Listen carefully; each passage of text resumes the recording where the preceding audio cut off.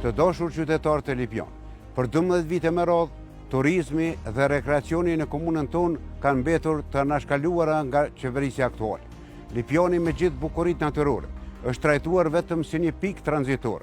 Ne kemi një vizion ndryshe të kthejmë Lipionin në një destinacion të merrfillt turistik. Këtu ku po qëndrojmë sot, do të ndërtojmë qendrën rekreacioni në afërsi të Parkut Nacional të Blinojës. Një hapësirë prej 3 hektarësh që do të ofrojë tenda luksoze dhe mini kabina prej druni, zona pikniku dhe barbecue, restorant panoramik, amfiteatër natyror për aktivitete kulturore, shtigje për ecje, ciklizëm, kënde relaksuese, lojrash për fëmijë, fusha sportive e parkingje për vizitorë.